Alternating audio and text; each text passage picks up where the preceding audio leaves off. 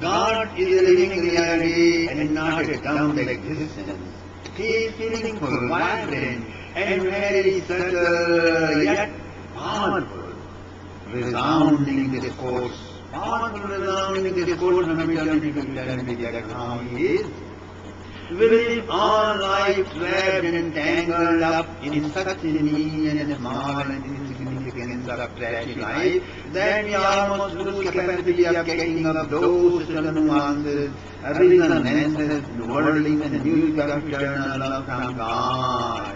His voices touch us, even shake us and guide us, but being deaf to the loud noise of TV, radio, newspapers, cars, and airplanes, and all kinds of noises, and all these even humdrums of heavy rush and push and pull of earning our daily bread, we fail to hear even those still and small voices, my dear friends. That's how it's happening.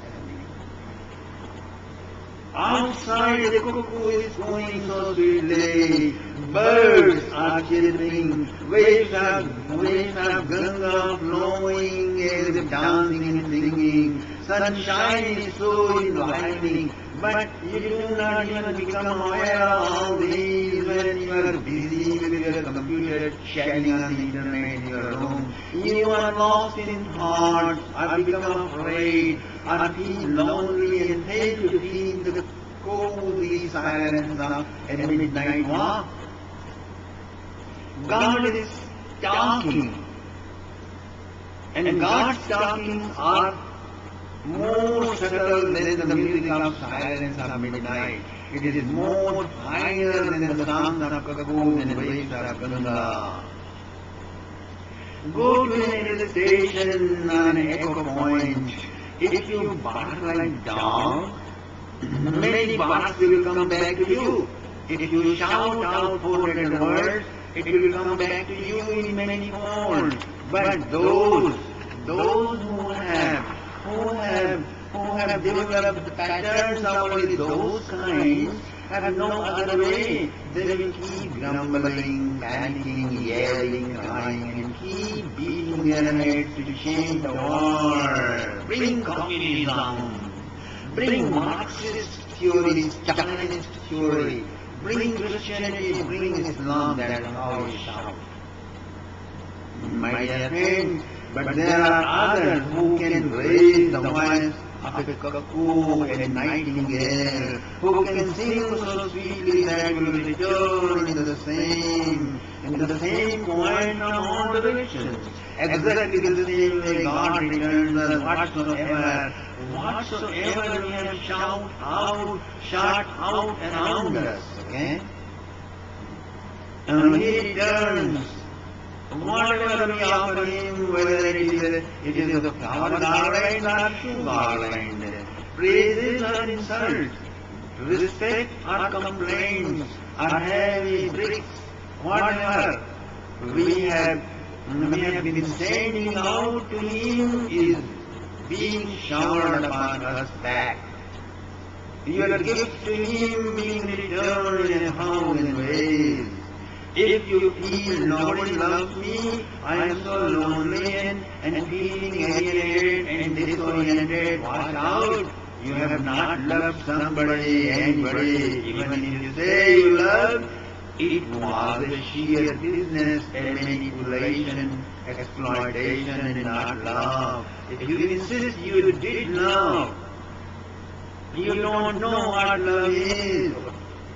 Why so, my dear? Because Mr. Cosmic is telling us, Mr. Virat is informing us, embodiment of universal existence is announcing that He returns us exactly in the same coin whatever He receives.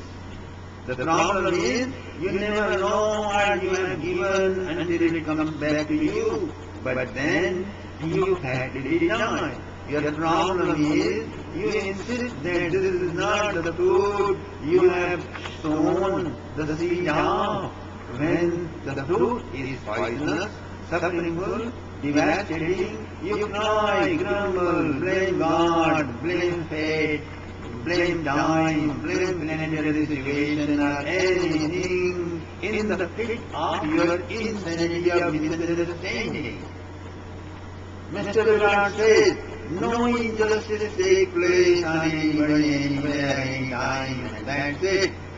Muslims and Christians have written in their so-called scriptures, rape, murder, rape, set fire, break other people's temple, and torture, all the pagans and the Hindus, and each and everyone who is not of our faith until converted into our folds. So, is words of so-called God, that is how they have written. And see the consequences. They have all the money in the world, palatial homes, great scientific development, but no peace in life, no inner joy, no true love. Then what's the use of all these huge accomplishments? Modern material science has discovered there is no God, only matter. Life is nothing but different composition of matter. And just watch, their life is full of stones and bricks. The result is they have no love, no peace, no true joy. The yogis of India says, they proclaim Sarvam Khalvidam Brahma, all this is God. I, my, you are projected upon the reality of God consciousness. And no, they have been always peaceful and happy. Even thousands of horrible invasions of Muslims and Britons took place in India, they have been still peaceful all along. Even every deceptive kind of power transference has been accepted in the name of independence in India, and pulling up the whole nation. Jawaharlal Nehru, a Hindu sex maniac, disqualified Muslim impersonating as a Hindu, took over the PM chair cunningly, although minority had elected Sardar Vallabhbhai Patel. Since then, this Muslim race has taken this country, its culture as a hostage. And the country has been hijacked since then for 64 years. Looting the country is still going on as in the times of Muslims and Christians. And now, before they were taking to London, before they were taking to Arabia, now they are taking it to Switzerland. Hindu youths are programmed and brainwashed through Machiavellian education system and Nehruvian secularism. Their whole nation, their religion, their culture, all are in great danger. But the Hindus are still known as very peaceful people. Why? Because they understand, the way you are, the super sensitive almighty existence returns you the same in the same point. Suppose you have no dialogue with God, then God returns you as having no dialogue with your life. Life becomes an endless struggle, like stone, like rock. Go on ascending and descending rock after rock in your life. Okay? You turn into a Sisyphus of Greek mythology. Life is worth living, my dear friend, only when there is aliveness around. If everything is deadened, everywhere there are forces thinking, everything is stony, bricky, loudiness prevails, then living being also feels like those stinking corpses. There is a spiritual wizard who treats even his books as if they have soul. Even when he handles his suitcase, his shoes, his dresses, it is as if he is touching an alive being. We are such insensitive people who treat so roughly, rudely, and stony way, even to our parents, even to wife, even to children and friends, then what to speak of servants? We also, we do have life all around us, but we find them as mere forces, just matters, atoms, molecules, energy.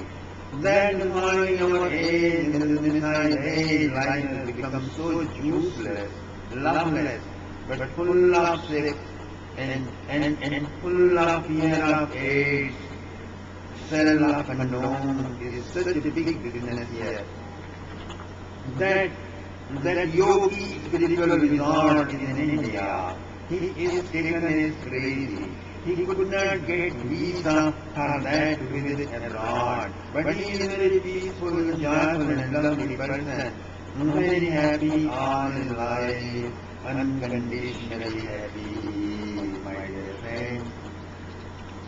He does not know the slightest what the trouble is, what tension is, what frustration is. He never became miserable. He is product of Hinduism.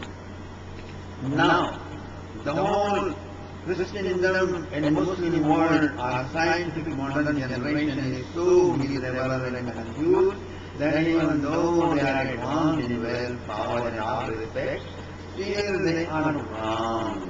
And that India and her Hinduism may be a third world country, poor, lazy, full of unwanted stuff, still having a miserably outlook of life. It is right. It is great. Whenever somebody comes and says, I don't believe in God, there is no God whatsoever, I just look into his eyes and find his eyes too stony and bricky. Not him or her, but those stones and bricks are talking and not him. But as long as he is not ready to cast away those stones and bricks out, he or she may get big money, become big tycoon of the year, can marry Miss Universe or Mr. Universe, or become a CEO of multinational company, but all these are various formations of only stones and quartzes. You got to uncover yourself, introspect, recognize your true face in order to have a dialogue with God. Each dialogue has two parts. Offer your love, your song, your feelings to God. Then just wait for the response. Let the God's love reach back to you in order to bring this continuous dialogue with God in your life. Here we share with you a part of God's universal embrace commentary on Srimad Bhagavad Gita. Just download it and whenever you feel like, enjoy, relish it. This will offer, include a dialogue in your life with God. So, this is the website, www.swamishamendra.info. Okay? Thank you very much, my dear friend. Om